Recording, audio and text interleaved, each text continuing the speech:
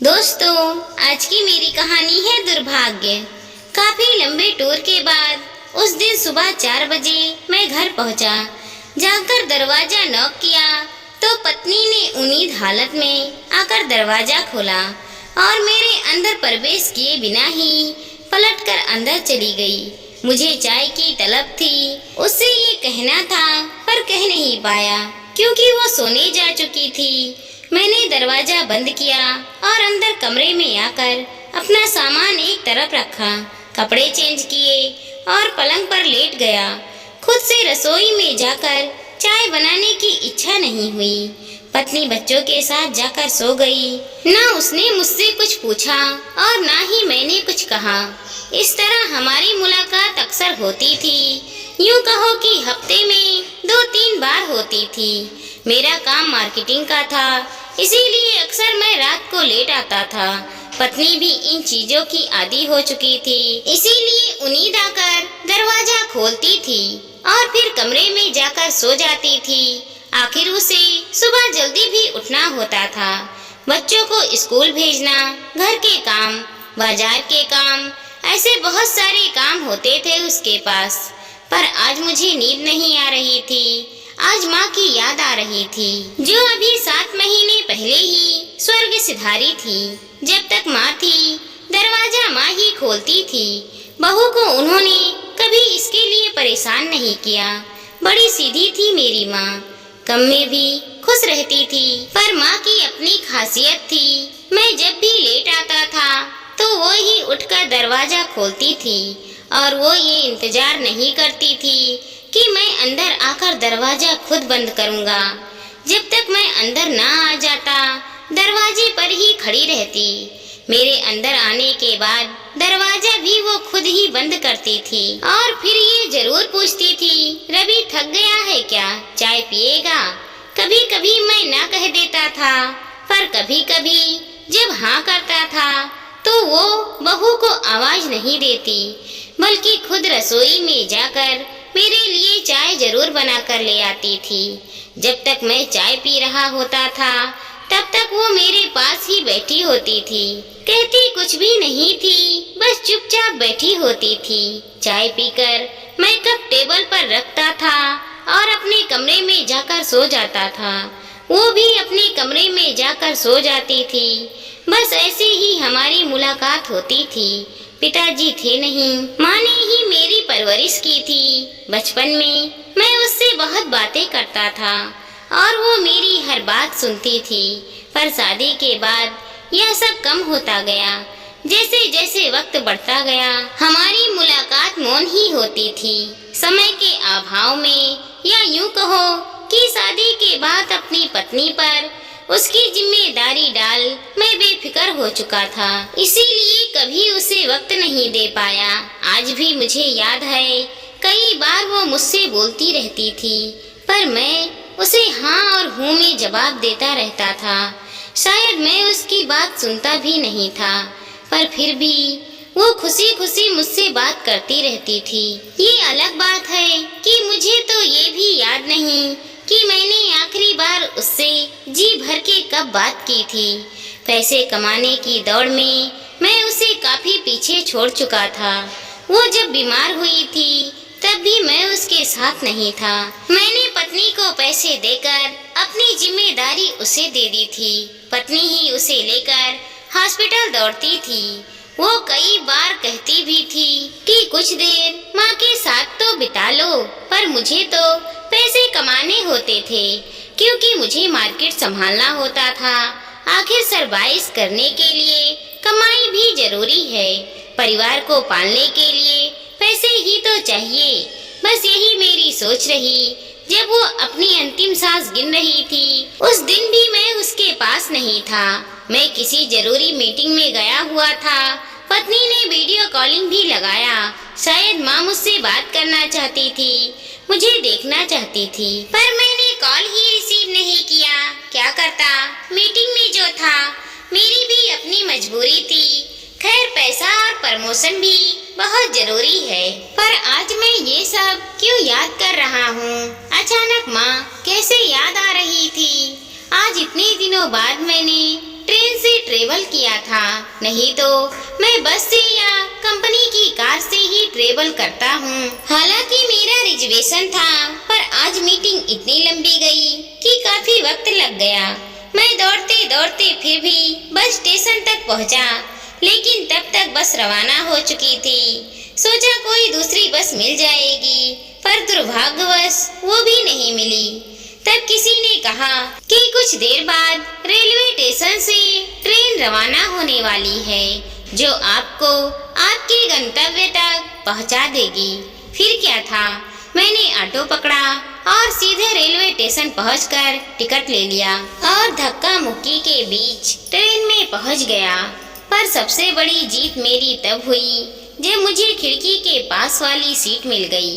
खिड़की के पास वाली सीट पर बैठकर मैं अपने आप को बड़ा विजेता समझ रहा था। यहाँ तक कि सीट के पास वाली फर्श को भी मैंने अपना सामान रखकर अपने कब्जे में कर लिया, ताकि आराम से बैठ सकूं। ट्रेन में काफी भीड़ थी, इसीलिए उधर ना देखकर मैं खिड़की के बाहर स्टेशन के नज़ारे देखने लगा। तभी अचानक ट्रेन से ही आवाज आने लगी, अरे उधर कहाँ जा रही है? अपने बेटे को संभाल, दिखाई नहीं दे रहा तुझे? भीड़ है यहाँ। पता नहीं कैसे कैसे लोग ट्रेन में सफर करने के लिए चढ़ जाते हैं। अरे ऐसे बेटे को तो घर पर रखती, कहाँ लेकर घूम रही है? दिखाई नहीं दे रहा क्या तुझे? हम खड़े हुए हैं, खुद के लिए जगह नहीं है, तुझे जगह कहाँ से दे दे? नहीं नहीं, मेरे बच्चों के पास बैठने की जरूरत नहीं है। अपने इस बेटे को इसका क्या भरोसा, मेरे बच्चे को नुकसान पहुंचा दे तो? मैं भी जानने की कोशिश करने लगा कि आखिर हो क्या रहा है। तभी भीड़ को चीरती हुई एक 40-45 साल की औरत अपने 13-14 साल के बेटे को गोद में उठाए वहीं आ धमकी। देखने में नियमित मध्यम वर्गीय लग रही थी। सस्ती सी कॉटन की साड़ी पहन रखी थी, सिर पर पल्लू ले रखा था। वहीं वो 13-14 साल का किशोर लड़का जो अपनी पूरी हाइट ले चुका था, मन बुद्ध प्रतीत हो रहा था। इतने बड़े बेटे को अपनी गोद में उठाए वो मेरे पास आकर खड़ी हो गई और मुझसे बोली, भैया जी अगर बुरा ना मानो तो मैं अपने बेटे को यहाँ नीचे फर्श पर बिठा लूं। कोई भी सीट नहीं दे रहा है, यहाँ तक कि हमें अपने पास भी खड़ा होने नहीं दे रहा है। मैंने ऊपर से नीचे तक उसे घूर कर देखा और फिर उसके बेटे की तरफ, लेकिन उसने बोलना जारी रखा, बस अगले स्टेशन पर ही उतरना है मुझे। इतनी देर तक इसे कैसे गोद में लेकर खड़ी रहूंगी? इसे फर्श पर बिठा दूंगी तो थोड़ी देर मुझे भी आराम मिल जाएगा। 15-20 मिनट की बात ही है भैया जी, फिर तो मैं इसे लेकर उतर जाऊंगी। पता नहीं क्यों दिमाग तो नहीं कह रहा था, पर क्या सोचकर मेरे हाथ अपने आप ही सामान की तरफ चले गए और मैंने अपना बैग उठाकर गोद में रख लिया। यह देखकर उसने अपने बेटे को वहीं फर्श पर बिठा दिया और खुद भी उसके पास फर्श पर ही बैठकर अपनी साड़ी के पल्लू से अपने चेहरे पर आए पसीने को पोंछने लगी। तभी उसके बेटे ने उसके कंधे पर अपना सिर रख दिया। ये देखकर उसने उसे दुलार करते हुए कहा, बस बेटा थोड़ी देर में पहुंच जाएंगे, मेरा प्यारा बेटा तब तक चुप बैठेगा। उसने भी हाँ में सिर हिला दिया और अपनी माँ की आज्ञा मानकर चुपचाप बैठ गया। मैं दोनों की प्रक्रिया को बड़े गौर से देख रहा था। मन में सवाल चल रहा था कि इतने बड़े बेटे को जो मानसिक तौर पर बीमार है, गोद में उठाकर अकेली क्यों घूम रही है? उसके साथ घर का कोई व्यक्ति क्यों नहीं है? ये अकेली कैसे संभालती होगी इसे? तभी उस औरत की निगाहें मुझसे टकराई, जिससे मैं झोंक गया। मेरे मन में चल रहे सवाल को समझकर उसने कहा, ये बेटा है मेरा भैया जी, थोड़ा बीमार है पर किसी को परेशान नहीं करता, पर फिर भी पता नहीं क्यों लोग इसको देखकर डरते हैं, कहते हैं कि यह मन बुद्ध है, इसे अपने पास भी नहीं बिठाते। तुम इसका इलाज क्यों नहीं कराती हो? अचानक मेरे मुंह से निकल गया, इतने पैसे कहाँ हैं भैया जी? हम तो रोज कमाते हैं तो खाते हैं, हमारे पास इलाज करवाने के पैसे कहाँ? तो तुम्हारे साथ परिवार का कोई सदस्य क्यों नहीं है? इसे तुम अकेले ही संभाल रही हो।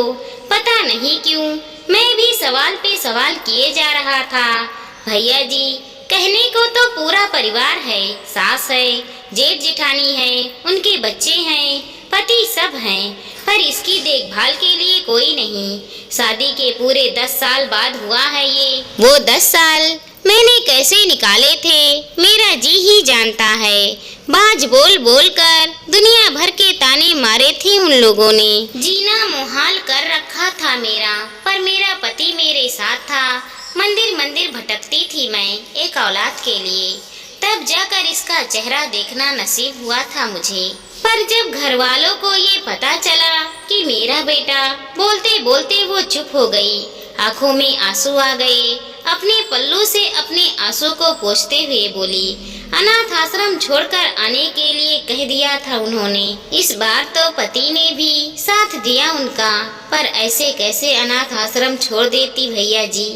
आखिर इसे जन्म दिया था मैंने, ये तो भगवान का प्रसाद था मेरे लिए, जिसने मुझे माँ होने का सौभाग्य दिया था। बस लड़ पड़ी मैं भी उन लोगों से। अब कोई कुछ नहीं कहता मुझे, पर हाँ, इसकी देखभाल कोई नहीं करता। मैं इसे अपने साथ ही फैक्ट्री ले जाती हूँ और अपने साथ ही वापस ले आती हूँ। ये किसी को परेशान नहीं करता, इसीलिए फैक्ट्री वालों ने भी मना नहीं किया इसे लाने के लिए। इतनी हिम्मत कहाँ से आ जाती है तुम में? देख रहा था कि तुम ही इसे गोद में उठाकर ला रही थी। परेशानी नहीं होती तुम्हें? माँ हूँ भैया जी, अपने बच्चे के लिए तो दुनिया से लड़ जाऊंगी। आप तो हिम्मत की ही बात कर रहे हो। एक माँ अपने बच्चे के लिए क्या नहीं कर सकती? बच्चा अपनी माँ को भूल जाए, पर माँ अपने बच्चे को कभी नहीं भूलती। उसके शब्द ने मुझे नींद से जगा दिया। शब्द नहीं थे, एक करारा थप्पड़ था जो सीधे मेरे गाल पर आकर लगा था। मेरी माँ ने भी तो मुझे पिताजी के जाने के बाद पाला था। सही तो कह रही थी वो, मैं अपनी माँ को भूल गया, पर माँ अंतिम समय तक भी मुझे ही याद कर रही थी। काश मैंने उस समय माँ से बात कर ली होती, भला 2 मिनट में मेरा क्या नुकसान हो जाता। मेरी पत्नी तो एक अच्छी बहू बन गई, पर मैं अच्छा बेटा नहीं बन पाया। सोचते सोचते मुझे नींद आ गई। जब सुबह उठा तो देखा पत्नी रसोई में थी। बच्चे स्कूल के लिए तैयार हो चुके थे। जाते हुए वो अपनी माँ को बाय करके बाहर जाने लगे। तभी मैंने उन दोनों से कहा, मैं भी तो बड़ा हूँ, मुझे बाय क्यों नहीं किया? दोनों बच्चे ठिठक कर खड़े रह गए। उन्हें लगा कि मैं उन्हें डांटूंगा, पर मैं उनके पास आया और उन्हें गले लगाते हुए बोला, चलो आज मैं तुम्हें स्कूल छोड़ देता हूँ अपनी कार से। दोनों हैरानी से एक दूसरे की शक्ल देख रहे थे, पर खुश थे। ये उनके लिए सुखद था और पत्नी के लिए भी। पर मुझे अब समझ में आ गया था कि पैसे के साथ परिवार भी जरूरी है। दोस्तों, क्या पैसे के लिए अपने परिवार को लोग भूल जाते हैं? जो माँ जन्म देती है, बच्चे उन्हें क्यों भुला देते हैं? एक माँ अपने बच्चों को कभी नहीं भुलाती, क्योंकि माँ उन्हें जन्म देती है। और एक बच्चा कितनी आसानी से अपनी माँ को भुला देता है। वह क्यों नहीं सोचते कि अगर हमें माँ जन्म ना दे तो हम इस दुनिया में कैसे आ सकते हैं? इतनी सुंदर दुनिया हम कैसे देख पाएंगे? सब कुछ भुला दो, लेकिन माँ का प्यार कभी नहीं भूलना चाहिए। माँ तो माँ होती है, कितना भी कष्ट हो, हर कष्ट में अपने बच्चे को पालती है। दोस्तों, इस दुनिया में माँ से बड़ा कोई नहीं है। दोस्तों, हमारी इस छोटी सी कहानी को लाइक करें, शेयर करें और चैनल पर नए हैं तो सब्सक्राइब करें। साथ ही साथ मिलते हैं अगले वीडियो के साथ। तब तक के लिए धन्यवाद दोस्तों।